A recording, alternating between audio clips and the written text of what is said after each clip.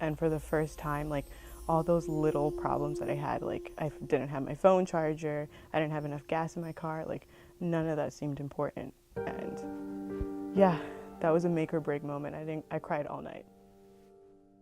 As she's explaining to us, I just kind of froze. I didn't know what to think. I didn't know what to imagine, you know. And as I'm thinking about myself, it hits me like, I wonder what my mom's thinking right now.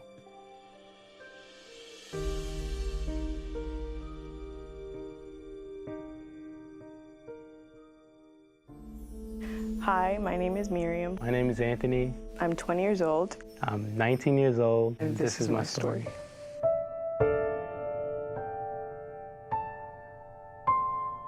The hardest moment in my life, in my almost 21 years, is a moment when my mom went into surgery to repair a non-cancerous tumor in her brain. 5 o'clock, police come knocking to our door. I remember my mom answering it, and I just kind of threw it off. My mom comes up to my room, and she opens it, and she tells me John's in the hospital.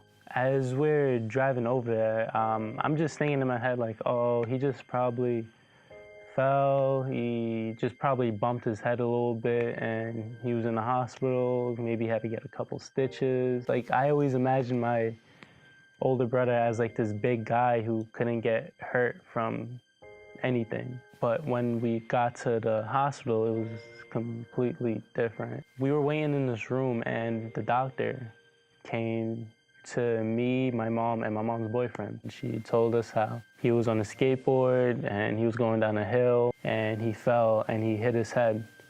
She grabs a piece of paper and she starts drawing his head, and she starts explaining to us how his whole left side of his head, like the bone, was just broken, and his brain started to swell. As she's explaining to us, I just kind of froze. I didn't know what to think. I didn't know what to imagine. It turned a quick second and I look at my mom, and she just looks devastated. Just to where she's just speechless. She couldn't move, she couldn't talk.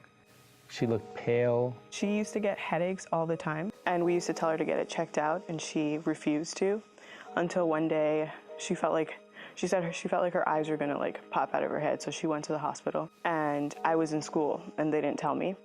And I remember that phone call where my dad was like almost hysterical that he couldn't call me, and my mom was strong enough to tell me that she's gonna stay over. They found a tumor, they don't know if it's cancerous or not at that point, and that I needed to stay home. And that was like the first night I ever slept in my house by myself without my parents.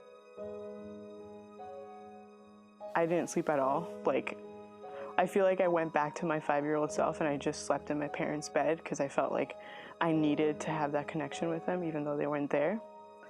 And I just remember feeling empty. And for the first time, like all those little problems that I had, like I didn't have my phone charger, I didn't have enough gas in my car, like none of that seemed important. After she went into surgery, the day after was the most critical point because she could have bled out. So she was in the ICU for a little bit, and I would say literally cartoons helped me the whole time. Like, I watched Bob's Burgers, The Simpsons 24/7. I had to not live in reality for like that duration of time because it was like either my mom would come out of surgery okay, or she could get a stroke or anything like that. So I just kept watching TV, and I kept trying to make my dad laugh because he was hysterical. I guess like the emotions that went through my head were just hate. Like, I feel like I wanted to hate someone for what had happened to my brother, but I didn't know who to get mad at. I didn't know how to feel. When my brother got into the accident, he was in a coma for a month and a half. But when he got out of the coma, he wasn't out of it completely. And all he could do was have his eyes open.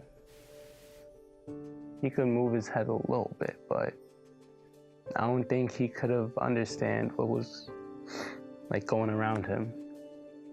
And I remember looking at him, and he looked back at me, and he just seemed empty, like he wasn't himself. And I would say to take a deep breath and to relax and to help the person that's going through that surgery. 3 years ago, she told me that she was terrified, but she didn't want to tell anyone because she was afraid that we'd be even more scared for her. Comfort your family member, but also be very strong, because if your family member sees you crying, they're going to get more afraid. And just be prepared for anything. I guess what really made it difficult for me was I felt like I was going through it alone. Because usually when I have a problem, my brother was always there. But since he wasn't, I didn't have anywhere to turn to. I didn't know who to go to. So I'd probably say, just look around you, and when you really see it, there's always someone to turn to talk to, and who would definitely help you in your situation. Did you feel nervous or no? Yeah, it's kind of weird, you know, just looking at that and just talking. Yeah, it's even more weirder. How did you feel after? Did you feel like nervous? Yeah, I felt like I was going to cry for a second. Yeah, I thought you were. Yeah. I was like, oh my.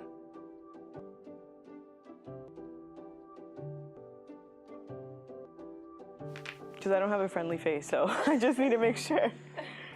I can do it more serious this time. Okay, Like, ready? Go. all right. My name's Anthony.